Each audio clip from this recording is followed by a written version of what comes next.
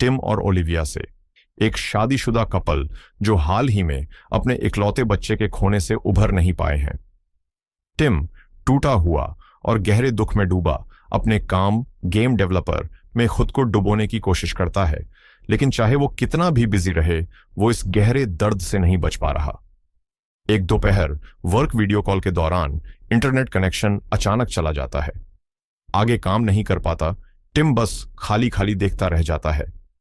उसी वक्त ओलिविया घर लौटती है और अपने पति का तनाव भरा चेहरा देखती है।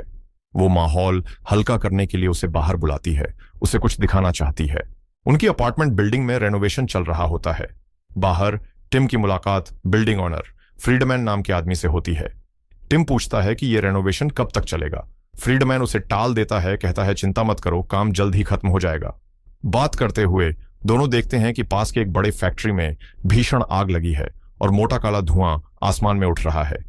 ओलिविया फिर गर्व से टिम को दिखाती है कि उसने अपनी कार ठीक कर ली है, जो काफी वक्त से खराब पड़ी थी। फिर वो पूरे दिल से टिम को सुझाती है कि वो उसी रात पेरिस चले जाए, एक नई जिंदगी शुरू करने के लिए। ओलिविया बताती है कि उसने अपनी जॉब पहले ही छोड़ दी है, नई शुरुआत के लिए तैयार है, लेकिन टिम मना कर देता है। अंदर से वो भी जाना चाहता है, लेकिन अभी नहीं। उसे लगता है कि उसे अपना गेम पूरा करना जरूरी है। ओलिविया की आंखों में निराशा साफ दिखती है। टिम मानो कुछ समझ ही ना पा रहा हो, फिर से फोन उठाता है, काम को प्राथमिकता देता है। अगली सुबह टिम उठता है और देखता है कि ओलिविया तैयार है, सामान पैक कर चुकी है, जाने के लिए तैयार। उसने अकेले जाने का फैसला कर लिया है, मगर जैसे ही वो अपार्टमेंट का दरवाजा खोलती है, दोनों हैरान रह जाते हैं। एक विशाल अभेद्य काली दीवार दरवाजे को पूरी तरह ब्लॉक कर चुकी है। सिर्फ दरवाजा ही नहीं, ये रहस्यमयी काली दीवार हर खिड़की को भी ढक चुकी है। ओलिविया और टिम बेतहाशा इसे तोड़ने की कोशिश करते हैं, मगर ये चट्टान जैसी मजबूत है। ओलिविया पुलिस को कॉल करने की कोशिश करती है, लेकिन ना नेटवर्क है ना वाईफाई। टिम नोटिस करता है कि उसका फोन अजीब तरह से रिएक्ट कर रहा है, हल्की रोशनी और गड़बड़ी, जब वो उसे काली दीवार के पास ले जाता है। ओलिविया और टिम ड्रिल लाते हैं, दीवार में छेद करने की कोशिश करते हैं, बेकार। टिम बिल्डिंग की फ्रंट वॉल तोड़ने की भी कोशिश करता है, लेकिन वो भी नाकाम। काली दीवार ने पूरी बिल्डिंग को चारों तरफ से घेर लिया है। ओलिविया हैरान है, इतनी अभेद्य अजीब दीवार रातों रात पूरे बिल्डिंग पर कैसे आ गई। अचानक उन्हें पास वाले अपार्टमेंट से लोगों की घबराई हुई चीखें सुनाई देती हैं। ओलिविया ने बिना देर किए उनके साझा दीवार में ड्रिल करके एक छेद बना दिया, जिससे पड़ोस के फ्लैट में झांक सकें। उसने अंदर झांककर वहां रहने वाले एना और मार्विन से पूछा कि क्या वे ठीक हैं। एना और मार्विन साफ तौर पर डरे हुए थे, अपने घर से निकल नहीं पा रहे थे। मार्विन परेशान था और उसे लगा कि बिल्डिंग का मालिक उन्हें मारना चाहता है। ओलिविया ने एना से पूछा कि उसे पता है कि यह दीवार कब आई। एना ने बस इतना कहा कि उसे नहीं पता, बस जब वह उठी तब से यह वहां थी। टिम को प्यास लगी, उसने नल से पानी लेने की कोशिश की, पर पानी नहीं आया। बाथरूम चेक किया, वहां भी वही हाल, पानी बिल्कुल नहीं था। अच्छी बात यह थी कि उनके पास कुछ बोतलों में पीने का पानी बचा हुआ था, आखिरी सहारे के तौर पर। एना इस हालत से गुस्से में टिम पर भड़क गई। उसे डांटने लगी कि उसने कल ही बिल्डिंग क्यों नहीं छोड़ी, जब उसने कहा था अब सब फंस गए हैं। टिम, जो खुद भी तनाव में था, पलटकर बोला कि उसे कैसे पता होता कि अचानक काली दीवार आ जाएगी। गुस्से में टिम ने अपना फोन दीवार पर दे मारा और वो टूट गया। लेकिन तभी उसने कुछ अजीब देखा। फोन के टूटे हुए धातु के टुकड़े उस काली सतह पर चिपक गए। अब एना को अपनी बात पर अफसोस हुआ। वह माफी मांगने कॉफी लेकर आई। टिम अपनी नई खोज से उत्सुक एक चम्मच दीवार पर दबाकर देखने लगा और हैरानी से देखा कि वह भी चिपक गया। लगता था दीवार चुंबकीय मैग्नेटिक थी। टिम और ओलिविया ने तुरंत अपने फ्लैट के सारे धातु के बर्तन और औजार इकट्ठे किए और काली दीवार पर चिपकाने लगे।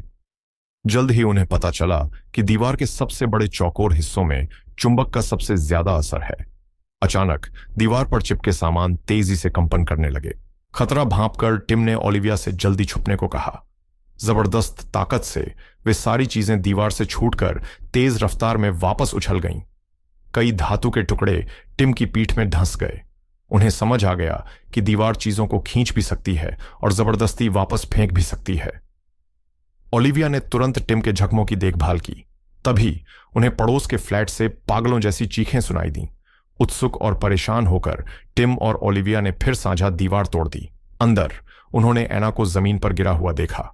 अचानक मार्विन ने पीछे से टिम पर हमला कर दिया। जैसे ही टिम पलटकर जवाब देने वाला था, एना ने कमजोरी से उससे अपने पति को माफ करने की विनती की, समझाते हुए कि वह और मार्विन दोनों नशे के असर में थे। एना ने कबूल किया कि उसने खुद दीवार को हथौड़े से तोड़ने की कोशिश की, लेकिन मार्विन बीच में आ गया और गलती से खुद को चोट पहुंचा बैठा।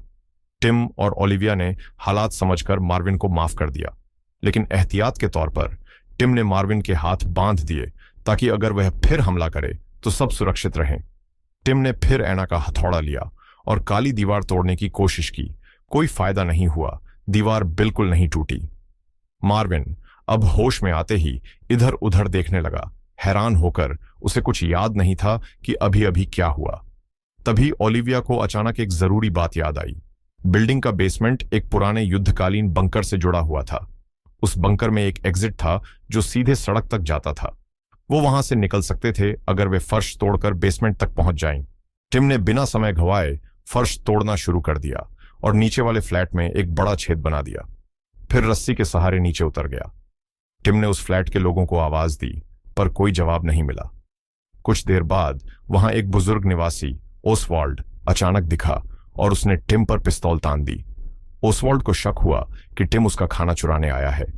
टिम ने जल्दी जल्दी समझाया कि वह चोरी करने नहीं आया, बल्कि उसे वहां से निकलने के लिए बुलाने आया है।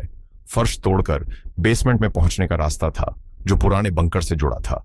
तभी ओसवाल्ड की पोती लिया सामने आई।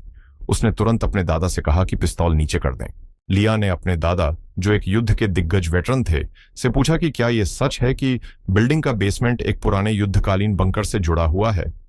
ओसवाल्ड ने इसकी पुष्टि की। फिर उसने ओलिविया, एना और मार्विन को अपने अपार्टमेंट में नीचे आने दिया। मार्विन ने टिम से हाथ खोलने की गुजारिश की। क्योंकि अब मार्विन बिल्कुल होश में लग रहा था, टिम ने उसके हाथ खोल दिए। ओलिविया ने फिर मार्विन से कहा कि वह भी फ्लोर तोड़ने की कोशिश करे। इंतजार करते हुए लिया ने अपना अजीब तजुर्बा बताया। पिछली रात जब वह बाथरूम गई थी तब ब्लैक वॉल वहां नहीं थी, लेकिन जैसे ही वह बाहर आई, रहस्यमयी दीवार अचानक से बन गई थी जिसने पूरे बिल्डिंग के दरवाजे और खिड़कियां ढक दी थीं। सुनते समय टिम ने एक टूटा हुआ फायर डिटेक्टर देखा। अजीब बात यह थी कि उसके अंदर एक सीसीटीवी कैमरा छुपा हुआ था। टिम ने तुरंत ओसवाल्ड से पूछा कि क्या उसने जानबूझकर फायर डिटेक्टर के अंदर कैमरा लगाया था। ओसवाल्ड हैरान रह गया और बोला कि वो फायर डिटेक्टर उसे फ्रेरिडमैन अपार्टमेंट के मालिक ने गिफ्ट किया था। शक होने पर टिम और मार्विन ने किचन से भी फायर डिटेक्टर निकालकर देखा। वाकई उसमें भी छुपा हुआ सीसीटीवी कैमरा था। ऐसा लग रहा था कि फ्रेरिडमैन अब तक छुपकर उन पर नजर रख रहा था। उन्हें तुरंत शक हुआ कि फ्रेरिडमैन ही इस पूरे खेल का मास्टरमाइंड है। शायद उसने ही उन्हें यहां फंसाया है। ओलिविया ने बताया कि फ्रेरिडमैन का अपार्टमेंट उनके अपार्टमेंट के ठीक बगल में ही है। गुस्से में टिम और मार्विन ने वक्त बर्बाद नहीं किया और दीवार तोड़कर फ्रेरिडमैन के अपार्टमेंट में घुस गए। टिम ने फ्रेरिडमैन को आवाज दी, लेकिन कोई जवाब नहीं मिला। टिम, मार्विन, ओलिविया और एना धीरे धीरे अंदर गए। जैसे ही टिम ने बाहर निकलने का दरवाजा चेक किया, उन्हें एक डरावनी चीज दिखी। फ्रेरिडमैन मरा पड़ा था। उसके दोनों हाथ कटे हुए थे। सब घबरा गए। अब साफ था कि बिल्डिंग में कोई साइकोपैथ है जिसने फ्रेरिडमैन की हत्या की है। टिम ने फ्रेरिडमैन का फोन उठाया जो फर्श पर पड़ा था। फोन की गैलरी में उन्हें ब्लैक वॉल की कई तस्वीरें मिलीं जो फ्रेरिडमैन ने खींची थीं। डरे हुए मार्विन ने और तेजी से फ्लोर तोड़ना शुरू कर दिया। ओलिविया ने उन्हें एक न्यूज दिखाई। बिल्डिंग के पास ही एक बड़े फैक्ट्री में आग लगी थी। उसने कहा कि शायद इसका कनेक्शन उनकी मौजूदा स्थिति से हो सकता है। अचानक फ्लोर टूट गया और मार्विन, एना और टिम नीचे वाले फ्लोर पर गिर गए। खुशकिस्मती से तीनों को कुछ नहीं हुआ। लिया ने फिर ग्रैंडपा ओसवाल्ड को भी नीचे उतरने में मदद की। नीचे वाले अपार्टमेंट का रहने वाला यूरी उन्हें रिसीव करने आया। ओलिविया को हैरानी हुई क्योंकि उसने सोचा था कि वहां एंटोन नाम का कोई रहता है। यूरी ने बताया कि वह एंटोन का कजिन है और 1 महीने से यहां रह रहा है। टिम ने माफी मांगी कि उन्होंने घुसपैठ की और समझाया कि बेसमेंट तक जाने का यही एक रास्ता बचा था। उन्हें लगा कि बेसमेंट के बंकर से वे बिल्डिंग से बाहर निकल सकते हैं। यह सुनकर यूरी ने कहा कि उनकी कोशिशें बेकार हैं। यूरी का मानना था कि यह ब्लैक वॉल सरकार ने लगाई है ताकि उन्हें बाहर के हमले या किसी खतरनाक वायरस से बचाया जा सके। यूरी ने सख्ती से मना कर दिया कि वे बाहर न जाएं, क्योंकि बाहर की दुनिया बहुत खतरनाक हो सकती है। उसका कहना था कि ये वॉल एक हाई टेक्नोलॉजी वाली सुरक्षा है जो सबकी रक्षा कर रही है। ओलिविया ने फिर पूछा कि एंटोन कहाँ है। यूरी ने बेड पर पड़े एंटोन के शव की ओर इशारा किया। यूरी ने बताया कि एंटोन को हार्ट अटैक हुआ था क्योंकि उसे दिल की बीमारी थी। एंटोन शायद ब्लैक वॉल देखते समय घबरा गया और बिल्डिंग में फंसने की वजह से उसकी जान चली गई। टिम ने फिर सबको जल्दी से नीचे खोदने के लिए कहा क्योंकि अब वे सिर्फ एक फ्लोर दूर थे बेसमेंट से। यूरी ने रोकने की कोशिश की, कहता रहा कि बाहर जाना खतरनाक होगा, लेकिन एना ने उसे अनसुना कर दिया। उसने कहा कि वह भी फ्रेडमैन की तरह रहस्यमयी मौत नहीं मरना चाहती। उसे यकीन था कि बिल्डिंग के अंदर ही कोई चीज उन्हें मार रही है, इसलिए उन्होंने खोदना जारी रखा। तभी लिया ने टेबल पर कुछ बिखरे हुए नोट्स देखे। यूरी ने बताया कि ये एंटोन के नोट्स थे जो उसने मरने से पहले लिखे थे। एंटोन उस कोड को समझने की कोशिश कर रहा था जिससे काली दीवार खुल सके, लेकिन वो नाकाम रहा। फिर लिया बाकी लोगों के साथ जुड़ने चली गई। कुछ देर बाद उन्होंने जमीन तोड़कर बेसमेंट में रास्ता बना लिया। वो तुरंत नीचे उतरे और सच में इमारत का बेसमेंट सीधा पुराने जंग के समय के बंकर से जुड़ा था। वो रास्ता पकड़कर बाहर निकलने के दरवाजे की ओर बढ़े। दरवाजे तक पहुंचते ही ओलिविया ने देर नहीं की। उसने पैडलॉक तोड़ दिया जो दरवाजा बंद कर रहा था, लेकिन जैसे ही दरवाजा खुला उनके सामने खौफनाक नजारा था।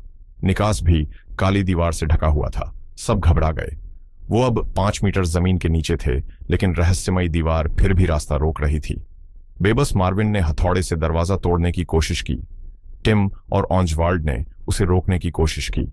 अचानक मार्विन ने ऑन्जवाल्ड की पिस्तौल छीन ली और काली दीवार पर गोलियां चलाने लगा।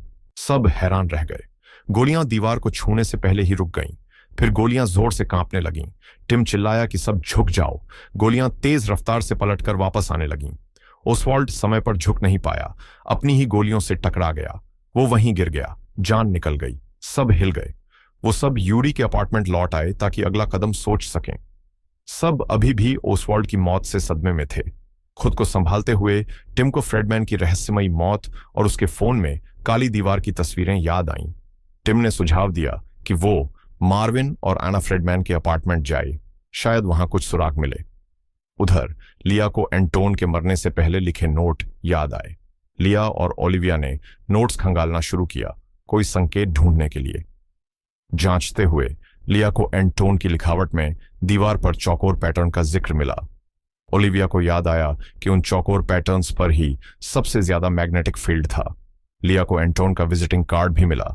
एंटोन एक कंपनी एप्सिलॉन में काम करता था जो एडवांस डिफेंस टेक्नोलॉजी बनाती थी। लिया और ओलिविया को एंटोन का टूटा हुआ लैपटॉप और फोन भी मिला। यूरी ने दावा किया कि एंटोन ने स्ट्रेस में आकर खुद ही अपने डिवाइस तोड़ दिए क्योंकि उसे कोई रास्ता नहीं मिल रहा था। लेकिन लिया को एक नोट मिला जिसमें एक कोड था। उसे लगा यही उनकी समस्या का हल हो सकता है। इसी बीच फ्रेडमैन के अपार्टमेंट में टिम को एक अजीब बात महसूस हुई। कमरा बाकी अपार्टमेंट से छोटा लग रहा था। उसे तुरंत शक हुआ कि किसी दीवार के पीछे कोई सीक्रेट रूम है। तभी मार्विन को एक अजीब रिमोट कंट्रोल मिला। टिम ने तुरंत कुछ फूल लिया, रिमोट पर उड़ाया और बार बार दबाए गए बटन का पैटर्न दिख गया। आना भागकर ओलिविया को बताने गई कि उन्होंने फ्रेडमैन के अपार्टमेंट में कुछ गड़बड़ पाई है, तो ओलिविया तुरंत उनके साथ जुड़ गई। लिया इस बीच एंटोन के कमरे में सुराग ढूंढती रही। कुछ पासवर्ड ट्राई करने के बाद टिम ने आखिरकार छुपा हुआ कमरा खोल दिया। अंदर गए तो देखा ये एक सीसीटीवी कंट्रोल रूम था। फ्रेडमैन सचमुच उनका जासूस कर रहा था। सीसीटीवी फुटेज ने डरावना सच दिखाया। काली दीवार कोई ठोस ढांचा नहीं थी, बल्कि तेजी से फैलने वाली नैनो टेक्नोलॉजी थी जिसने पूरी इमारत को घेर लिया था। उधर एंटोन के कोडेड नोट्स देखते हुए लिया को उसकी मौत पर शक बढ़ता जा रहा था। वो आदमी दीवार खोलने का हल ढूंढने के बहुत करीब था। फिर उसे डर से समझ आया, एंटोन के गले पर गला घोंटने के निशान थे। एंटोन को पीछे से गला घोंटकर मारा गया था। अचानक यूरी आया और लिया पर हमला कर दिया। उसी समय सीसीटीवी रूम में टिम ने देखा कि एंटोन की लाश निकास के सामने मॉनिटर पर दिख रही है। वो लोग हैरान थे क्योंकि उन्हें पूरा यकीन था कि एंटोन अपने कमरे में मरा था। टिम ने सीसीटीवी फुटेज पीछे घुमाई, सच पता लगाने के लिए। मरने से पहले एंटोन को काली दीवार की कई तस्वीरें खींचते देखा गया। फिर चौंकाने वाला पल आया, उन्होंने सूरज की रोशनी देखी। एंटोन ने सचमुच काली दीवार खोल दी थी, लेकिन तभी यूरी अचानक आया और उसका गला घोंट दिया। उधर मार्विन जो अकेले जांच कर रहा था, यूरी के अपार्टमेंट में दाखिल हुआ। वहां उसने देखा यूरी घबराहट में एंटोन के नोट्स जला रहा था। तब मार्विन के रगों में खून जम गया। लिया की बेजान बॉडी फ्लोर पर पड़ी थी। यूरी ने लिया को मार डाला था। यूरी दिमाग से पूरी तरह हिल चुका, मानने लगा कि उसने लिया को इसलिए मार डाला ताकि कोई भी ब्लैक वॉल को खोल ना सके। वो अब भी जोर देकर कह रहा था कि ब्लैक वॉल उन्हें बाहर की किसी बुरी ताकत से बचा रही है। यूरी अचानक मार्विन पर झपटा, लेकिन किस्मत से टिम सही समय पर मार्विन को बचाने पहुंच गया। यूरी बहुत ताकतवर ने टिम का हथियार छीन कर फेंक दिया और उसका गला दबाने लगा। मार्विन ने खुद को संभालते हुए यूरी को लात मारी, जिससे टिम को मौका मिला। टिम ने यूरी को तब तक मुक्के मारे जब तक वो बेहोश नहीं हो गया, फिर जल्दी से उसे बांध दिया। ओलिविया लिया की लाश देखकर डर और दुख से भर गई। उसे यकीन था कि लिया ने बाहर निकलने का कोई जरूरी सुराग ढूंढ लिया होगा, इसलिए यूरी ने उसे मार डाला। फिर एना के दिमाग में एक आइडिया आया। उसने सुझाव दिया कि एंटन की मौत से पहले वाले कमरे का सीसीटीवी फुटेज चेक किया जाए। ओलिविया ने खोजते खोजते एक नोट निकाला जो पूरी तरह जला नहीं था। उसमें कोड लिखा था, कुछ मॉर्स कोड जैसा। शायद एंटोन इसी कोड से ब्लैक वॉल खोल रहा था। ओलिविया ने टिम को एंटोन का विजिटिंग कार्ड दिखाया। एंटोन एक कंपनी में काम करता था जिसका नाम था इप्सिलॉन, जो एडवांस डिफेंस टेक्नोलॉजी में स्पेशल थी। टिम को तुरंत याद आया कि इप्सिलॉन वही कंपनी थी जिसकी फैक्ट्री कल ही आग लगने से पूरी तरह जल गई थी। टिम ने यूरी को होश में लाकर पूछा कि एंटोन ने ब्लैक वॉल कैसे खोली थी। यूरी ने कुछ नहीं बताया। मार्विन गुस्से में ने यूरी को मारा, लेकिन वो अब भी नहीं बोला। यूरी किसी भी हालत में वॉल खुलवाना नहीं चाहता था। गुस्से में टिम ने चेतावनी के तौर पर गोली चलाई। आखिरकार दबाव में आकर यूरी ने बताया कि ये वॉल दरअसल इप्सिलॉन की बनाई डिफेंस मैकेनिज्म थी, जो कल की फैक्ट्री फायर के बाद एक्टिवेट हो गई थी। लेकिन यूरी अब भी मानता रहा कि ये वॉल उन्हें बाहर के अटैक से बचा रही है। ओलिविया ने फिर अहम सवाल पूछा, अगर सच में अटैक हो रहा था तो एंटन बाहर जाने की कोशिश क्यों कर रहा था? यूरी ने जवाब दिया कि एंटन का मानना था यह सब फायर से हुआ सिस्टम एरर है। मार्विन गुस्से में ने यूरी को फिर मारा और बोला, सच बता कैसे निकलना है। तभी अन्ना ने सबको बुलाया। उसे सीसीटीवी में एक नया सुराग मिला। स्क्रीन पर एंटोन अपने फोन में एक स्पेशल ऐप इंस्टॉल कर रहा था और बार बार ब्लैक वॉल की फोटो ले रहा था। शायद कुछ टेस्ट कर रहा था। मतलब ब्लैक वॉल खोलने वाला ऐप एंटोन के फोन में था। टिम ने जल्दी से एंटोन के डैमेज्ड फोन को अपने लैपटॉप से जोड़ा और उसके फाइल्स एक्सेस कर लिए। टिम को अब समझ आया कि एंटन ब्लैक वॉल की फोटो क्यों ले रहा था। वो वॉल मैग्नेटिक मटेरियल की बनी थी जो लाइट पर रिएक्ट करती थी, क्योंकि लाइट भी इलेक्ट्रोमैग्नेटिक वेव है। टिम ने वो ऐप एंटोन के फोन से एना के फोन में ट्रांसफर कर दिया। वो सब तुरंत बंकर के एग्जिट की तरफ दौड़े। ऐप ने तुरंत ब्लैक वॉल डिटेक्ट कर ली। टिम ने स्क्रीन पर टॉप से बॉटम तक 4 चमकते हुए स्क्वायर पैटर्न दबाए। हर बार स्क्वायर दबाने पर फोन ने कई फोटो खींची। जैसे ही चारों स्क्वायर दबाए गए, ब्लैक वॉल का रूप बदल गया। जिज्ञासु एना ने हाथ बढ़ाकर दीवार को छुआ। उसका हाथ दीवार के आर पार चला गया। उसने हाथ और अंदर धकेला, लेकिन सबके डर के लिए उसका हाथ वापस नहीं निकला, बल्कि पूरा शरीर खींचकर अंदर चला गया। घबराहट मच गई। सबने एना को खींचने की कोशिश की, लेकिन बेकार। उसका पैर भी दीवार में चला गया। अचानक ब्लैक वॉल फिर से सख्त हो गई और एना का शरीर बीच से कट गया। उसकी मौत तुरंत हो गई। मार्विन अपनी पत्नी की भयानक मौत देखकर पागल हो गया, चीखने लगा। यूरी ये देखकर डरावनी हंसी हंसने लगा और बोला कि वो लोग कभी नहीं निकल पाएंगे। गुस्से में मार्विन ने यूरी को गोली मार दी, ये समझते हुए कि अब वो सच में फंस चुके हैं। टूटे हुए मार्विन ने उसी बंदूक से खुद को भी मार लिया। कुछ देर बाद टिम और ओलिविया बस खड़े रह गए, सदमे में, समझ नहीं पा रहे थे कि अब क्या करें। टिम पछतावे में ओलिविया से माफी मांगने लगा कि उसने कल उसका पेरिस चलकर नई जिंदगी शुरू करने का ऑफर ठुकरा दिया। ओलिविया आंसू भरी आंखों से बस बोली, मैं बस चाहती थी कि मेरा पति पहले जैसा बन जाए। उसे लगा कि उनके बच्चे की मौत के बाद टिम पूरी तरह अपने अंतहीन काम में खो गया था। टिम ने माना कि उसने ऐसा अपना दर्द दबाने के लिए किया था और ध्यान न देने के लिए माफी मांगी। फिर टिम और ओलिविया ने दोबारा उस एप्लीकेशन से काली दीवार खोलने की कोशिश की। उन्होंने देखा कि वहां 4 चौकोर बटन थे। शायद उन्होंने पहले सही क्रम में उन्हें नहीं दबाया था, इसलिए दीवार नहीं खुली थी। टिम ने उल्टे क्रम में बटन दबाकर देखा। तभी ओलिविया को समझ आया कि जब एक बटन दबाया जाता है तो फोन का कैमरा अलग अलग बार फ्लैश करता है। ओलिविया का आइडिया शानदार था। उन्हें सीसीटीवी फुटेज दोबारा देखनी चाहिए। उन्होंने ध्यान से गिना कि एंटन ने कितनी बार लाइट फ्लैश की थी। उसके बाद ही वह काली दीवार खोलने में सफल हुआ था। गिनती करके टिम और ओलिविया को आखिरकार सही पैटर्न मिल गया, जिससे काली दीवार खुल सकती थी।